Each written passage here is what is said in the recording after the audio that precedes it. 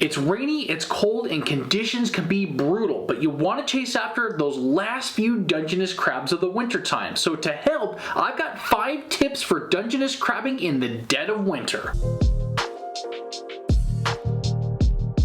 What is going on, you out there Mavericks? Welcome back to the channel. Now when it comes to dead of winter Dungeness crabbing, it can be really challenging but also really rewarding with some very full and some very large Dungeness crabs. And when it comes to dead of winter Dungeness crabbing, you have to embrace whatever comes to you. And that starts with tip number 5, which is brace for the elements. Now when you're chasing Dungeness crabs, especially in Oregon and Washington, the weather can be absolutely brutal. It could be a little bit rainy, it could be windy, it could be raining sideways because of the wind. There's going to be definitely more chop on the water, and with that wind coming up along those bays along the coast, it could be really cold. So make sure you gear up, you've got the right amount of warm stuff in the boat with you.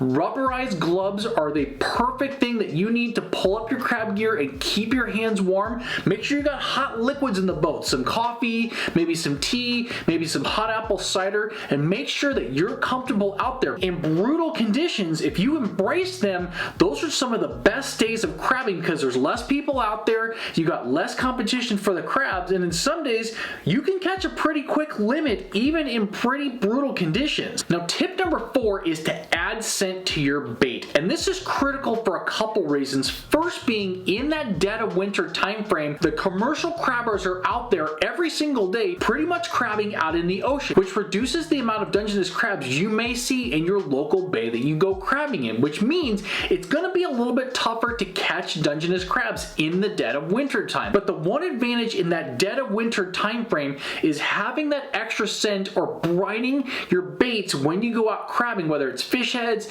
whether it's chicken, or adding smelly jelly. That could be the big difference of getting blanked and maybe getting 2 or 3 Dungeness crabs for the day and getting yourself a nice dinner. And one tip, if you've got brine in the boat, make sure you got the cap screwed on nice and tight, because if that wave hits and that cap's a little loose, you're gonna have brine all over the deck of the boat.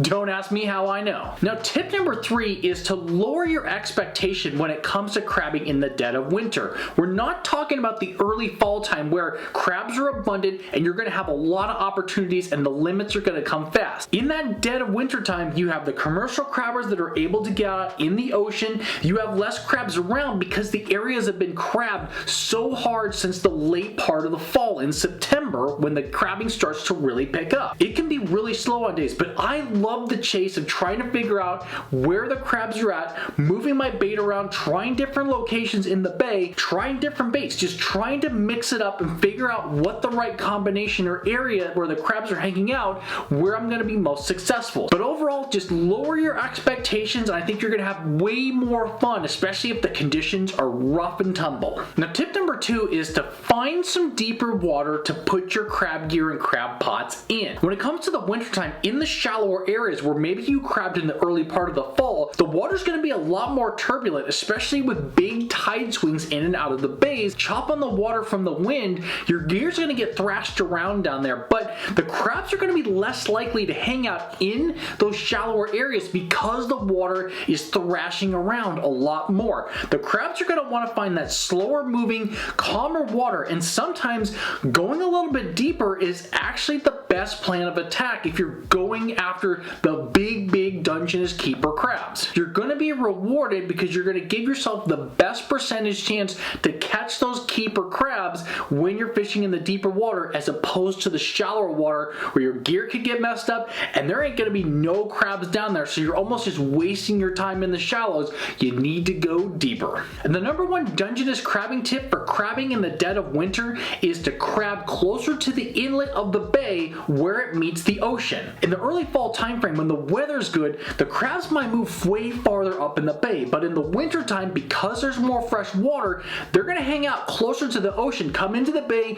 and come right back out on those tide swings. They may not come all the way into the bay, so you're better better off putting your gear closer to the bay in safe zone areas where it's not going to get thrashed around, but also you're going to be able to retrieve it and it's not going to flood out and go out to the ocean and you're going to lose it. In all my years crabbing with my grandfather in the wintertime, he was always very adamant, even after rainstorms or even if it was raining, that we were going to crab closer to where the bay and the ocean met, and we usually did really well. And then one bonus tip for dead of winter crabbing is to always carry an extra set of clothes and warm clothes in the vehicle with you for the car ride home. I can't tell you how many times after a huge rainstorm I've had waterproof gear on that leaked, that I was soaked from head to toe on the inside and I didn't want to wear a full set of wet clothes home. I'm sure it's happened to everybody at some point where part of their clothing is just wet and they're sitting in it for a long car ride. And then to celebrate after an awesome day of crabbing,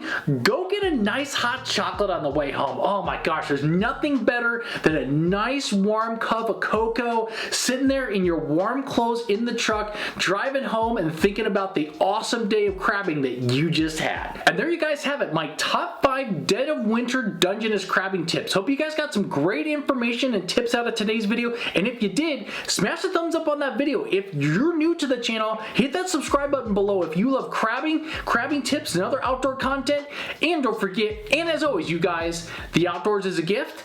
Go crabbing with others.